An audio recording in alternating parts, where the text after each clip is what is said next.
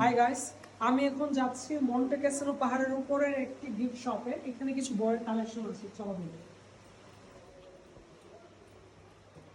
তো এখানে আমরা বিভিন্ন প্রকার বই দেখতে পাচ্ছি, হিউজ কালেকশন। ওদের বেশিরভাগ রিলিজিয়াস বই রয়েছে। এখানে আমরা মন্টে ক্যাসিনোর একটা বই দেখতে পাচ্ছি, এটার হিস্ট্রি সম্পর্কে। তোমরা যারা জানো না, মন্টে ক্যাসিনো কিন্তু হচ্ছে ওয়ার্ল্ড ওয়ার 2 এর একটা হিস্ট্রি ধারণ করে। চলো আমরা অপর একটা কক্ষে যাই।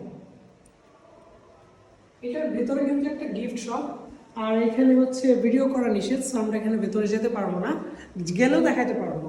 চলো ফলো করো। সামনে হচ্ছে কিছু কফি শপ রয়েছে, আর এখানে আর্ট গ্যালারি। তোমাদেরকে আর্টগুলো দেখায় আসে। এইগুলো কিন্তু টাকার বিনিময়ে কেনা যায়। যারা অন্য ধর্মের তারা এটা 4 ইউরো, এটা 3 ইউরো।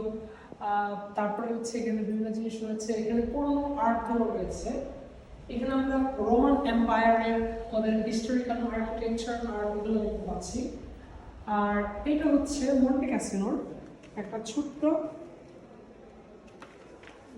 ফ্রি নাকি এটা? না না, এটা ফ্রি, কিনতে হবে।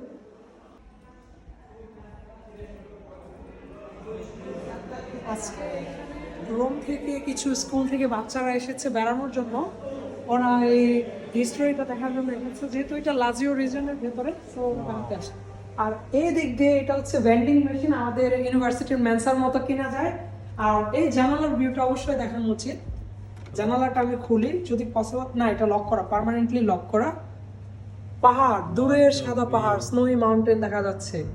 কি সুন্দর জায়গা। শীত